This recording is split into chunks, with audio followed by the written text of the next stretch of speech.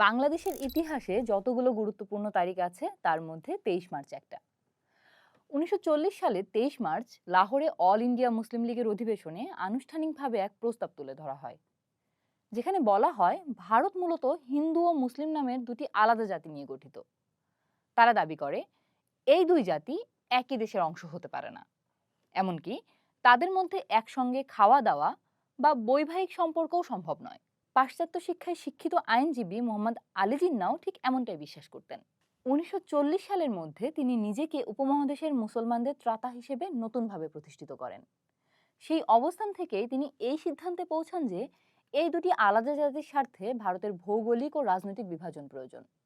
আর এভাবেই জন্ম নেয় তথাকথিত দ্বিজাতি তত্ত্ব। তারই ধারাবাহিকতায় ১৯৪৭ সালে জন্ম নেয় ভারত ও পাকিস্তান নামে দুই আলাদা দেশ।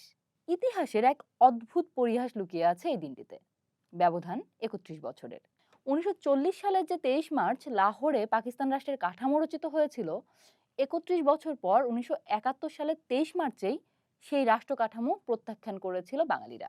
এখানে পরিহাসটা হলো, বাঙালিদের রায়েই ১৯৪৭ সালে বাস্তব হয়েছিল জিন্নার পাকিস্তান রাষ্ট্রের স্বপ্ন। ১৯৪৭ সালে জন্মের পর থেকেই ২৩ মার্চ তারিখটাকে পাকিস্তান রাষ্ট্র বিশেষভাবে স্মরণ করত। দিনটা পাকিস্তানের জাতীয় দিবস, পাকিস্তান দিবস। অথচ ১৯৭১ সালের ২৩ মার্চ স্বাধীনতার লক্ষ্যে দৃঢ়প্রতিজ্ঞ বাঙালিরা সেই দিনটিকেই পরিণত করেছিল প্রতিরোধ দিবসে। ৪৭ পরবর্তী পাকিস্তানের রাষ্ট্রীয় নিয়মের ব্যতয় ঘটিয়ে ঢাকায় সেদিনের দৃশ্যপট ছিল একেবারেই ভিন্ন। পূর্ব পাকিস্তানের কোথাও সেদিন পাকিস্তানের জাতীয় পতাকা ওড়েনি। ঢাকা টেলিভিশনে বাজেনি পাকিস্তানের জাতীয় সঙ্গীত। ঢাকার বাড়ি বাড়িতে উড়েছিল স্বাধীন বাংলার লাল সবুজের বুকে হলুদ মানচিত্র আঁকা পতাকা। আর এদিনই যুক্ত পাকিস্তানের কবর রচিত হয়ে গিয়েছিল। তরুণ বয়সে পাকিস্তান আন্দোলনের কর্মী ছিলেন শেখ মুজিবুর রহমান। সেই শেখ মুজিবই ১৯৭১ সালে এসে বাঙালির স্বাধীনতা আন্দোলনের নেতা হয়ে উঠেছিলেন। তার নেতৃত্বে স্বাধীনতার দাবিতে একাট্টা ছিল মুক্তিপাগল বাঙালিরা। শেখ মুজিব ১৯৭১ সালের ২৩ মার্চ এক চমকপ্রদ ঘটনার জন্ম দিয়েছিলেন।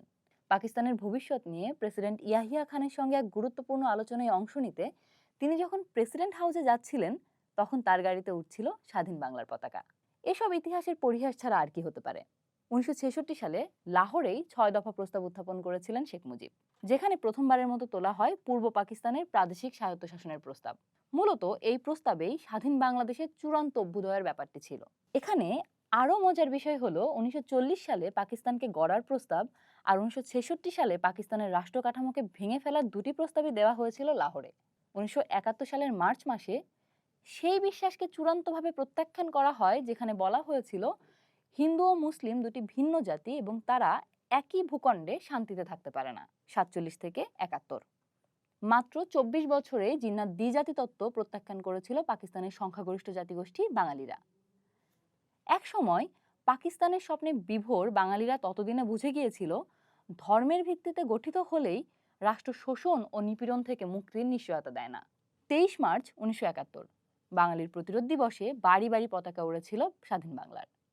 সেদিন ঢাকা টেলিভিশনে বাঙালি কর্মীরা আরেকটি চমকপ্রদ ঘটনার জন্ম দিয়েছিল। পাকিস্তান টেলিভিশনের ঢাকা কেন্দ্রের দর্শকরা অবাক বিস্ময় আর আনন্দ নিয়ে উপভোগ করেছিলেন বাঙালি জাতীয়তাবাদের চেতনায় উদ্দীপ্ত অনুষ্ঠানমালা। সেদিনের অধিবেশনের সমাপ্তি ঘোষণার সময় হয়ে গেলেও অনুষ্ঠান শেষই হচ্ছিল না। রাত পেরিয়ে ক্যালেন্ডারের পাতায় যখন তারিখটা ২৪ মার্চ, তখনই অধিবেশন শেষের ঘোষণা দেওয়া হয়েছিল। আর নিয়ম মতো বেজেছিল পাকিস্তানের জাতীয় সঙ্গীত।